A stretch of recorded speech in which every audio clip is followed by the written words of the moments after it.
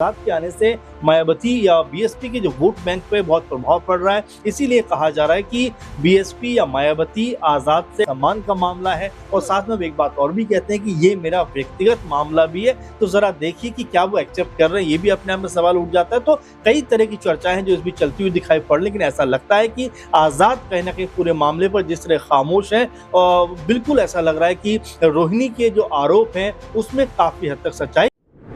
चंद्रशेखर आजाद पर लगाए गए सभी आरोप बेबुनियादी हैं। क्या चंद्रशेखर आजाद निर्दोष हैं? जानबूझकर उन्हें फंसाने की कोशिश की जा रही है। क्या मायावती के इशारे पर, क्या मायावती के इशारों पर डॉक्टर रोहिणी घावरी ने चंद्रशेखर आजाद की छवि को खराब करने की कोशिश की है? ऐसा हम नहीं, बल्कि डॉक्टर रोहिणी घावरी के करीबी का ऐसा कहना है। दरअसल ये आर्टिकल देखिए जिसमें साफ तौर पर लिखा हुआ है कि निराधार है चंद्रशेखर आजाद पर लगे आरोप। रोहिणी घावरी के करीबी ने खोल दी सारी पोल, किए कई बड़े खुलासे। आखिरकार क्या खुलासे हैं, इस रिपोर्ट के माध्यम से आपको बताते हैं। दरअसल जो रोहिणी घावरी हैं वो इंदौर की रहने वाली हैं और मध्य प्रदेश सरकार की तरफ से इन्हें स्कॉलरशिप मिलती है। स्विट्जरलैंड में पढ़ाई भी करती हैं इसके बाद, स्कॉलरशिप मिलने के बाद, और वहीं पर अपना एनजीओ भी चलाती हैं और जॉब भी करती हैं। लेकिन रोहिणी घावरी जो एक वाल्मीकि समाज से आती हैं, वो अब आरोप लगाती हैं कि चंद्रशेखर आजाद पहले से शादीशुदा हैं।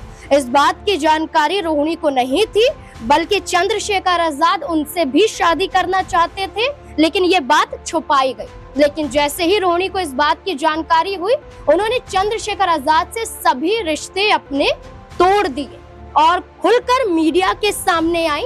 कई व्हाट्सएप चैट उन्होंने सोशल मीडिया पर पोस्ट के माध्यम से साझा किए, जिसमें उन्होंने बताया कि क्या बातचीत चंद्रशेखर आजाद से उनकी हुई है और चंद्रशेखर आजाद किस तरह से उनके पीछे पड़े हुए थे। ये सिर्फ रोहिणी घावरी ने ये जो व्हाट्सएप चैट है ये साझा किए, लेकिन इसकी अभी तक कोई भी पुष्टि नहीं हो पाई है। और इस बीच में इंदौर के ही रहने वाले मध्य प्रदेश भीम आर्मी के उपाध्यक्ष विनोद यादव, जो न सिर्फ मध्य प्रदेश भीम आर्मी के उपाध्यक्ष हैं, बल्कि ये रोहिणी घावरी के भी करीबी माने जाते हैं। उन्होंने साफ तौर पर ये कहा है कि जो रोहिणी घावरी ने चंद्रशेखर आजाद के ऊपर जो भी आरोप लगाए हैं वो निराधार है। उन्होंने कहा है कि रोहिणी घावरी को पहले से ही पता था कि चंद्रशेखर आजाद शादीशुदा हैं। उन्होंने कहा कि रोहिणी घावरी को उन्होंने खुद इस बात की जानकारी भी दी थी, ये भी बताया था कि उनकी शादी 2020 में ही हो गई थी और 2021 में उनका एक बेटा भी हुआ था। इस बात की पूरी जानकारी रोहिणी को थी, लेकिन उसके बावजूद ये किसी के कहने पर चंद्रशेखर आजाद को फंसाने की कोशिश कर रही हैं, ऐसा यहाँ पर भीम आर्मी के उपाध्यक्ष विनोद यादव का कहना है। आखिरकार इसके पीछे कौन होगा, क्योंकि खबरों के माध्यम से तो बसपा सुप्रीमो मायावती का जिक्र किया जा रहा है। कहा जा रहा है कि मायावती अपनी पार्टी को बचाने के लिए, अपने पार्टी के जरिए आकाश आनंद की छवि को सुधारने के लिए, उनके बढ़ते कद को दिखाने के लिए रोहिणी घावरी का इस्तेमाल चंद्रशेखर आजाद के खिलाफ कर रही हैं। चंद्रशेखर आजाद के खिलाफ खुद रोहिणी घावरी ने मायावती का समर्थन करते हुए ये तक कहा था कि बहुजन मूवमेंट चलाने का काम जिस उम्र में मायावती ने किया, बाबा साहेब के सपनों को साकार करने के लिए जिस तरीके से मायावती ने कदम उठाया, ऐसा चंद्रशेखर आजाद नहीं कर रहे हैं, बल्कि चंद्रशेखर आजाद तो खुद मायावती के लिए मुश्किलें खड़ी कर रहे हैं। तो क्या मायावती का हाथ है? अगर मायावती का हाथ है तो क्या इस पूरे मामले में चंद्रशेखर आजाद को फंसाया जा रहा है? अगर मायावती का हाथ नहीं है तो क्या मायावती को अब सामने आना चाहिए और इस पूरे मामले पर खुलकर बोलना चाहिए? इसी से जुड़े हुए सवाल हैं, सवालों के जवाब लेंगे। अमन सर मेरे साथ मौजूद हैं। सर, लगातार चर्चा चल रही है कि चंद्रशेखर आजाद हैं जो मायावती के साथ आना चाहते हैं, उनकी पार्टी में शामिल होना चाहते हैं। ये भी खबरें थी कि उत्तराधिकारी बनना चाहते हैं, लेकिन चंद्रशेखर आजाद के साथ कभी मायावती दिखाई नहीं दी। बल्कि वो कहती हैं कि चंद्रशेखर आजाद सिर्फ दलितों के मसीहा होने का दिखावा करते हैं।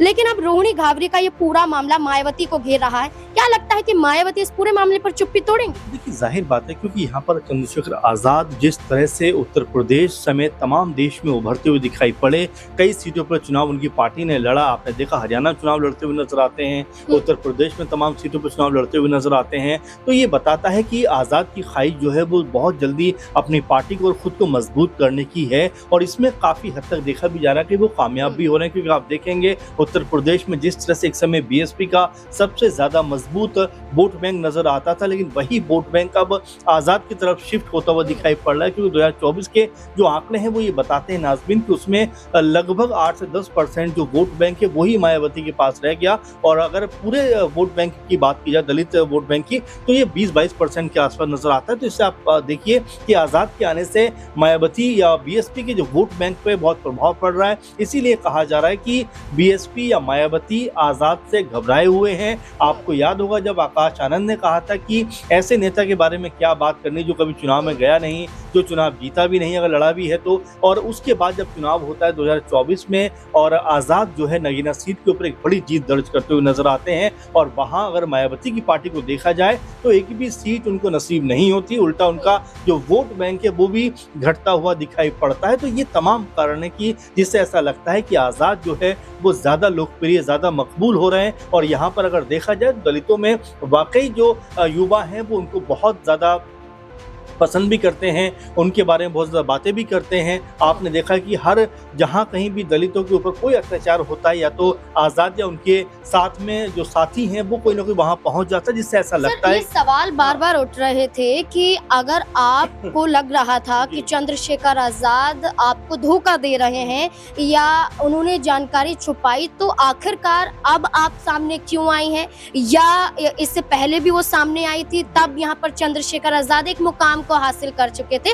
तो रोहिणी पर भी आरोप लगाए जा रहे हैं। नाज़रीन, 2024 का वाकया है जब उन्होंने ये तब कहा था रोहिणी घाघरी ने कि भाई मैं चंद्रशेखर की जो पॉलिटिकल छवि उसको खराब नहीं करना चाहती, मैं नहीं चाहती कि उनका जो राजनीतिक करियर है वो यहाँ पर खत्म होता हुआ दिखाई पड़े। उसके बाद सब कुछ शांत हो जाता है, क्योंकि यहाँ पर नगीना से आजाद जो है बड़ी जीत दर्ज करते हुए नजर आते हैं। लेकिन जिस तरह से बीते कुछ दिनों से एक बार फिर ये मुद्दा उछला है, उससे सब लोग यही बात कह रहे हैं कि क्या बीएसपी के इशारे पर जो कह सकते रोहिणी है वो ये काम करती हुई नजर आती है। वो इसके जवाब में कहती हैं कि भाई मायावती बहुत समझदार नेता है, उनको इस तरह की चीजों को करवाने की कोई जरूरत नहीं है, बल्कि वो ये कहती हैं कि आजाद ने जो धोखा मेरे साथ दिया है और बाकी कुछ लड़कियों के साथ दिया है वो मैं माफ नहीं करूंगी। उसकी कह सकते हैं कि सजा जो है वो आजाद को दिलवा कर रहूंगी। आपने देखा कि 2-3 दिन पहले भी उन्होंने अनाउंसमेंट किया था कि मैं अदालत में जाऊंगी, वहां जाकर आजाद का जो काला चिट्ठा है वो सबके सामने रखूंगी। तो एक तरीके से देखा जा रहा है कि आजाद अब तक जिस तरह से एक तीव्र गति के साथ में आगे बढ़ते हुए दिखाई पड़ रहे थे, उसमें कहीं ना कहीं अब बाधा के रूप में देखा जा रहा है कि रोहिणी का जिस तरह से लगातार आरोप पे आरोप लगाना देखा जा रहा है। और साथ में ये भी कहा जा रहा है कि देखिए बहुत सारे चैट उनके पास हैं, बहुत सारे वीडियोस उनके पास हैं जहाँ पर वो बातें करते हुए नजर आते हैं, जहाँ पर वो चैट करते हुए नजर आते हैं, और भी तमाम सबूत रोहिणी जो है वो अदालत में रखना चाहते हैं। और जब आजाद से पूछा जाता है कि भाई इस पूरे मसले के ऊपर आप क्या कहना चाहें, क्योंकि रोहिणी जिस तरह से एक के बाद एक तमाम आरोप आपके ऊपर लगा रही है, इससे आपकी छवि को बहुत खराब इसके ऊपर असर पड़ सकता है। तो आजाद कहते हैं कि भाई मैं अदालत में जाऊंगा, वहां जाकर अपनी बात रखूंगा, ये नारी सम्मान का मामला है। और साथ में एक बात और भी कहते हैं कि ये मेरा व्यक्तिगत मामला भी है, तो जरा देखिए कि क्या वो एक्सेप्ट कर रहे हैं। ये भी अपने आप में सवाल उठ जाता है। तो कई तरह की चर्चाएं हैं जो इस बीच चलती हुई दिखाई पड़, लेकिन ऐसा लगता है कि आजाद कहीं ना कहीं पूरे मामले पर जिस तरह खामोश है, बिल्कुल ऐसा लग रहा है कि रोहिणी के जो आरोप हैं उसमें काफी हद तक सच्चाई नजर आ रही है। बिल्कुल, अब देखना होगा कि चंद्रशेखर आजाद पर तो आरोप लगाए जा रहे हैं, लेकिन बसपा सुप्रीमो मायावती पर तो सवाल भी खड़े हो रहे हैं कि आप कहां गायब हैं, आप खुलकर सामने क्यों नहीं आती हैं। अब देखना होगा कि इस पूरे मामले पर मायावती क्या अपनी चुप्पी तोड़ती हैं, क्या इस पूरे मामले में चंद्रशेखर आजाद की सांसदीय पद को लेकर भी खतरा मंडरा सकता है, क्या वो अपने पद से हाथ भी गंवा सकते हैं, क्योंकि लगातार चर्चा है कि आरोप तय होते हैं तो कहीं ना कहीं 2 साल की सजा भी हो सकती है। लेकिन अभी पूरा मामला कोर्ट तक नहीं पहुंचा है, कोर्ट में जाने की बातें चल रही हैं। अब देखना होगा कि आखिरकार इस पूरे मामले में क्या कुछ निर्णय निकलकर सामने आता है। आपको क्या लगता है इस पूरे मुद्दे को लेकर? अपनी राय कमेंट सेक्शन में जरूर दें। देखते रहें SPN9 न्यूज। धन्यवाद।